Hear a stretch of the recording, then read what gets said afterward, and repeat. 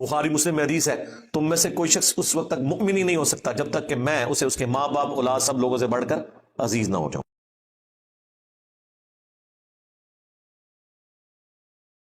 میرے خیال ہے پاکستانی فوج کو پاکستان کی عوام کی فوج ہونا چاہیے، کسی سیاسی جماعت کی فوج نہیں ہونا چاہیے۔ یہ اصل مسئلہ ہے۔ پہلے یہ فوج پی ٹی آئی کی فوج بنی ہوئی تھی، اب دوسری پارٹیوں کی فوج بنی ہوئی ہے۔ یہ کام نہیں ہونا چاہیے، ساری پارٹیوں کے لیے برابر والا معاملہ ہونا چاہیے۔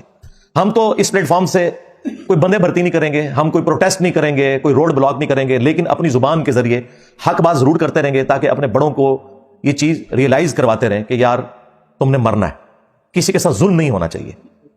خیر اس آرمی چیف کی تو ابھی تک اس حوالے سے کوئی اس طرح کی سٹیٹمنٹ نہیں آئی ہے مجھے تو، یعنی میں نے اس وقت بھی جب پی ٹی آئی والے اور پیپلز پارٹی والے کہہ رہے تھے الیکشن کوئی نہیں ہوں گے، میں نے کہا تھا انشاءاللہ فروری تک الیکشن ہو جائیں گے۔ کیوں؟ اس وقت ملک جس سچویشن میں ہے نا، فوج اس کا گند اپنے کندھوں پہ اٹھانے کے لیے تیار نہیں ہے۔ ان کی ہمیشہ خواہش یہی ہوتی ہے کہ کوئی پولیٹیشین ہی کالخ اپنے منہ کے اوپر ملے، ہمیں کوئی گالی نہ نکالے۔ تو ظاہر ہے یہ اکانومیز ظاہر ہے وہ سنبھال بھی نہیں سکتے، جب سنبھال نہیں سکتے تو سامنے کوئی پولیٹیشین بھی چاہیے جو آ کے اسے سنبھالے، اور اگر خدا نہ خواستہ نہ سنبھلے تو اس گناہ کا وبال بھی اس کے اوپر جائے، تو وہ ووٹ کر نہیں سکتے۔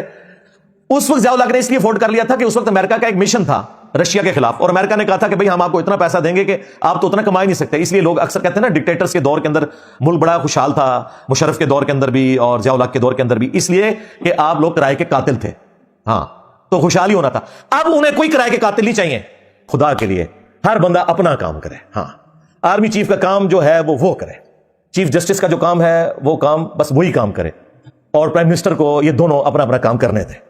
پرائم منسٹر بیچارہ ہمیشہ پوری زندگی اس چیز کے ساتھ ہی اپنی زندگی گزارتا ہے کہ میں نے آرمی کو کس طریقے سے سیٹسفائی کرنا ہے، میں نے جوڈیشری کو کس طرح سیٹسفائی کرنا ہے، اور وہ اپنا کام کر ہی نہیں سکتا، کوئی بھی ہو پرائم منسٹر۔ اب تو سب کو ہاتھ لگ چکے ہیں اللہ کے فضل سے، تو سارے اپنا اپنا کام کریں۔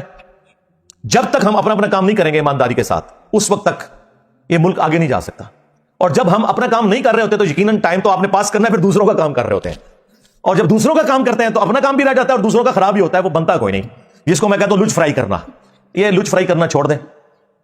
باقی جو ملک کی اکانومی ہے ظاہر ہے اتنی آسانی سے تو یہ اب اٹھنے والی نہیں ہے۔ میں نے تو اپنے بھائی جو ہے فیصل وڈائچ صاحب جو دیکھو سنو جانو والا کرتے ہیں چینل، ان سے بھی میں نے ریکویسٹ کی تھی، انہوں نے میری ریکویسٹ کے اوپر ایک پروگرام ریکارڈ کروایا ہے۔ سلمان شاہ صاحب، سلمان شاہ ہی نام ہے نا ان کا، ہاں سلمان شاہ صاحب جو مشرف دور میں بھی اسی فیلڈ میں رہے ہیں وزیر، ان کے ساتھ ایک انہوں نے نا پوڈ کاسٹ کی ہے آلموسٹ 1 گھنٹے کی، اس میں انہوں نے کچھ سولوشن دیے ہیں کہ اکانومی کیسے اوپر جائے۔ میں نے تو سارے صحافیوں کو بھی کہا، ان کو اسپیسیفکلی کہا، وہ پڑھا لکھا بندہ ہے فیصل وڈائچ، میں نے کہا یار رونے تو سارے روتے ہیں، آپ بتاؤ نکلنا کیسے ہے یہ بھی بتاؤ نا۔ آپ دیکھیں سارے افلاطون بٹھائے ہوتے ہیں ٹی وی چینلز کے اوپر بھی کہ جی یہ خراب ہو گیا وہ، میں نے کہا نکلیں گے کیسے؟ تو انہوں نے کچھ سولوشنز دی ہیں، کچھ میں نے بھی سجیسٹ کیے تھے کہ سب سے پہلے تو ہماری سیکورٹی کی جو صورتحال ہے جب تک یہ بہتر نہیں ہوتی، فارن انویسٹمنٹ یہاں نہیں آ سکتی۔ سیدھی سی بات ہے، جہاں ہم خود محفوظ نہیں ہے وہاں باہر کا کوئی بندہ آ کے انویسٹمنٹ کہاں سے کرے گا، خواہ وہ ٹورزم کی فارم میں ہو یا کوئی یہاں پہ انڈسٹری لگانے والا معاملہ ہو۔ اس کے بعد اسٹیبلٹی بھی آنی چاہیے، جو میں شروع سے کہہ رہا ہوں کہ 2 چارٹر لکھے جانے چاہیے۔ چارٹر آف ڈیموکریسی کہ کوئی کسی کی ٹانگ کھینچ کے گورنمنٹ کو نہیں گرائے گا، جس طرح 2017 میں ہوا اور 2022 میں ہوا۔ دوسرا چارٹر آف اکانومی کہ گورنمنٹ بدل بھی جائے تب بھی جب ایک گورنمنٹ کوئی ڈیسیژن کرے اکانومی کے پوائنٹ آف ویو سے وہ چلتا رہے گا، وہ چینج نہیں ہوگا، وہ ساری کی ساری جماعتیں بیٹھ کے اس کے اوپر ڈیسیژن کریں، اور 5 دفعہ اسمبلیوں کو ایک انسانوں کی طرح وقت پورا کرنے دیں، پھر انشاءاللہ تعالیٰ کوئی معاملات اسٹیبلٹی کی طرف جائیں گے۔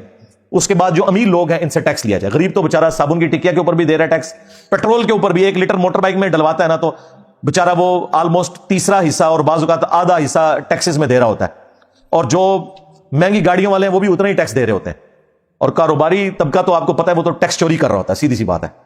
آپ کی کتنی سٹیل ملز اور باقی ان لوگوں کے بجلی کے بل دیکھیں آپ تو آپ حیران ہو جائیں گے، اور جب یہ کریک ڈاؤن شروع ہے تو کاروباری چھوڑ دے، غریب بھی جو ہے نا بجلی چوری کر رہا ہے، امیر تو کر ہی رہا ہے۔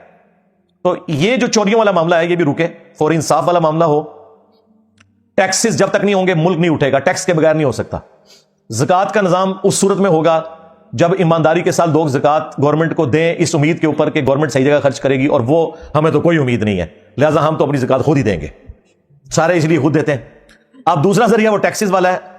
یورپ امریکہ کی ہم بات کرتے ہیں تو بھائی وہاں 40% ٹیکس دیتے ہیں اپنی انکم کا، 100 میں سے 40 روپے گورنمنٹ کو دیتے ہیں، 60 روپے اپنے پاس رکھتے ہیں، تو لیکن گورنمنٹ بھی تو ان کو ساری فیسلٹیز دیتی ہے نا۔ یہاں پہ ایسی صورتحال نہیں ہے۔ ایک صحت کارڈ شروع ہوا تھا وہ بھی آلموسٹ آخری سانسیں لے رہا ہے، ٹھیک ہے۔ بے نظیر انکم سپورٹ پروگرام جو ہے وہ ماشاءاللہ چل رہا ہے، تو کچھ چیزیں چل رہی ہیں لیکن زیادہ تر چیزیں تو اپنی موت خود مر جاتی ہیں۔ ابھی پچھلے دنوں میں خبروں میں دیکھ رہا تھا کہ پنڈی اسلام آباد کے 6 ہاسپٹلز کے پاس بجٹ ہی ختم ہو گیا، وہ جو غریب لوگ علاج کرواتے تھے وہ کہتے ہیں ہمارے پاس اب پیسے نہیں، کہاں سے؟ ظاہر ہے ملک کمائے گا تو خود بھی کھائے گا اور کسی کو کھلائے گا نا. تو ملک ہمارا کما تو کوئی نہیں رہا، یہ ادھار کے پیسے اٹھاتے ہیں، وہ خرچ کر دیتے ہیں. بھائی ادھار ہمیں اس لیے ملتا ہے کہ ہم آگے، سب سے زیادہ دنیا میں اگر کوئی مقروض ہے تو امریکہ ہے، اور ٹاپ پہ بھی اکانومی ہے تو امریکہ کی ہے.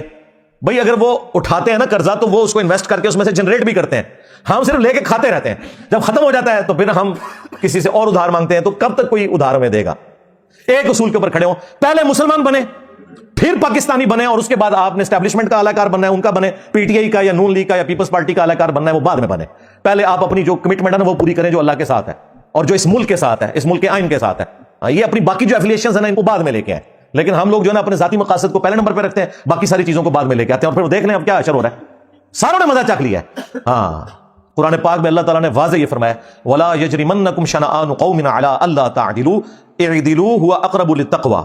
دیکھنا کسی قوم کی دشمنی تمہیں اس بات پہ نہ ابھارے کہ تم انصاف کا راستہ چھوڑ دو.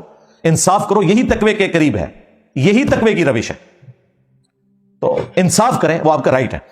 اور اگر آپ انصاف نہیں کر سکتے، طاقتور سے آپ درگزر کا معاملہ کرتے ہیں، تو کمزوروں کے ساتھ زیادہ درگزر کا معاملہ کریں، ورنہ مر کے اللہ کے حضور تو پیش ہونا ہے. صحیح بخاری اور صحیح مسلم دونوں کے اندر حدیث موجود ہے. اللہ کے محبوب صلی اللہ علیہ وآلہ وسلم نے فرمایا، تم میں سے ہر شخص نگہبان ہے اور اس سے اس کی رعیت کے بارے میں پوچھا جائے گا. ایک حکمران اپنی رعایا کے اوپر نگہبان ہے، اس سے اس کے بارے میں پوچھا جائے گا. ایک خامند اپنی بیوی اور بچوں کے اوپر نگہبان ہے، اس سے اس کے بارے میں پوچھا جائے گا. ایک بیوی اپنے خامند کے مال اور اولاد کے اوپر نگہبان ہے، اس سے اس کے بارے میں پوچھا جائے گا. اور حکمرانوں کے بارے میں تو اتنی اسٹانشنگ حدیث ہے بخاری اور مسلم دونوں میں. نبی صلی اللہ علیہ وآلہ وسلم نے فرمایا، سب سے برا گڈریا اگر کوئی ہو سکتا ہے نا تو وہ ہے جو حکمران ہو اور انصاف نہ کرے. ایسا شخص جنت کی خوشبو بھی نہیں پائے گا جو حکمران تھا اور اس نے انصاف نہیں کیا. جنت میں جانا تو دور کی بات، خوشبو بھی نہیں پائے گا. اچھا یہاں پہ لوگوں کو شوق بڑا ہے شیروانی پہننے کا، ہاں جی، اسی طریقے سے وہ گونے پہننے کا جو ججوں نے پہنی ہوتی ہیں، اس طریقے سے یہ فوجیوں کے بیج لگوانے کا. لیکن پتہ نہیں کہ اس کے ساتھ ہمیشہ کی ناکامیاں یا کامیابیاں جڑی ہوئی ہیں. اگر انصاف کیا تو وہ بخاری مسلم میں حدیث ہے، 7 لوگوں کو اللہ کے عرش کا سایہ نصیب ہوگا قیامت کے دن. پہلا شخص وہ ہے جو عادل حکمران ہوگا، عدل کرنے والا. یہ جج جو ہے نا دنیا میں، یہ اللہ کی کرسی پہ بیٹھے ہوئے ہیں. اگر انصاف کریں گے سب سے پہلے یہ لوگ جنت میں جانے والے ہیں. اور اگر یہ ناانصافی کریں گے تو ان کو اللہ کے عذاب سے بچانے والا کوئی نہیں ہے. یعنی جو بھی ڈومیننٹ پوسٹ ہے، خواہ وہ جج ہوں، جرنیل ہوں، پرائم منسٹر ہوں، سب سے بڑھ کر تو پرائم منسٹر چونکہ وہ عوامی نمائندہ ہے، وہ سب سے پہلے اکاؤنٹیبل ہے. اسی لیے تو دیکھیں سیدنا عمر نے خالد ابن ولید کو آرمی چیف کے عہدے سے اتار دیا تھا، کیونکہ وہ بعض اوقات امیر المومنین کی انسٹرکشنز کا انتظار کیے بغیر اگلی ایکٹیویٹی پرفارم کرتے تھے. حضرت عمر نے کہا کہ نہیں، جو بھی تم ایکٹیویٹی پرفارم کرتے ہو الٹیمیٹلی میں اللہ کے حضور پکڑا جاؤں گا. تمہاری کسی ایکٹیویٹی جو غلط بھی ہو جائے میں اللہ کو کیا جواب دوں گا. ان کا ڈیسیژن بالکل اپنی جگہ درست تھا. اور پھر انہوں نے یہ بھی کہا کہ دیکھو اب تو یہ شام کی سرزمین فتح ہو چکی ہے، اب ہمیں کوئی فوجی گورنر نہیں وہاں چاہیے. دیکھ لیں حضرت عمر بھی کتنے ڈیموکریٹک تھے، وہ کہتے تھے فوجی نہیں حکومت چلا سکتے. ہاں انہوں نے کہا ابو عبیدہ ابن جرح کو بھیجوں گا جس کی رسول اللہ کے ساتھ صحبت ہے، وہ سیاسی معاملات کو چلا سکتے ہیں، کیونکہ تم تلوار کی زبان سے بات کرو گے، تلوار سے آپ عوام کو نہیں قابو کر سکتے. اس کے لیے ڈاکٹرن کی ضرورت ہوتی ہے، سیاسی سمجھ بوجھ کی ضرورت ہوتی ہے. تو لوگوں کو تو پتہ ہی نہیں ہے کہ حضرت عمر نے کوئی جذباتی ڈیسیژن کیتا ہے. بالکل صحیح ڈیسیژن کیتا سی، بالکل صحیح ڈیسیژن کیا تھا انہوں نے. حضرت عمر اتنے سمجھدار تھے، انہوں نے پولیس کا محکمہ ہی علیحدہ کر دیا. انہوں نے کہا جو فوجی بارڈروں پہ کافروں کے خلاف لڑ رہے ہیں نا وہ پولیس میں بھرتی نہیں ہوں گے، کیونکہ یہ تلوار کی زبان سے بات کرتے ہیں.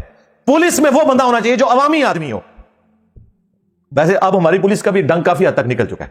ہاں میں بتاؤں، ہمارا تو چونکہ بڑے عرصے سے انٹریکشن ہے نا، تو میرا تو بڑا اچھا تجربہ رہا ہے اس حوالے سے. کافی حد تک پڑھے لکھے نوجوان بچے آ رہے ہیں اور وہ ٹریننگ بھی بڑی اچھی ہو رہی ہے. پہلے بھی ہوتی تھی لیکن وہ اس ماحول میں آگے خراب ہو جاتے تھے، لیکن اب کافی بہتری آ رہی ہے. جب سے ڈاکٹر عثمان صاحب آئے ہیں انہوں نے تو وہ سارے کا سارا ایک سلسلہ، ایک پڑھا لکھا بندہ آیا ہے، کافی بہتری وہ لے کے آئے، لیکن ابھی بھی بہت بہتری کی ضرورت ہے. لیکن یہ حضرت عمر کا ویژن دیکھیں کہ فوجی کوئی پولیس کی ڈیوٹی نہیں کرے گا، کیونکہ پولیس میں وہ بندہ ہونا چاہیے جو گفتگو کر کے اگلے بندے کو قائل کر سکے، یہ نہیں کہ بات بات پہ اسلحہ نکال لے. تو یہ ہمارے بڑوں کا ایک ویژن تھا. تو ہم ظاہر ہمارے لیے تو رول ماڈل خلفائے راشدین ہی ہے نا، جنہوں نے اتنی بڑی بڑی حکومتیں چلائی ہیں بڑی کامیابی کے ساتھ، اور دنیا سے اس حال میں گئے ہیں کہ انہوں نے اس سسٹم سے کوئی بینیفٹ حاصل نہیں کیا. اسی طریقے سے چٹائی پہ زندگی گزری ہے اور دنیا سے چلے گئے اور دنیا میں اپنا نام چھوڑ کے گئے. رضی اللہ عنہم اجمعین وعلیہم السلام اجمعین آمین.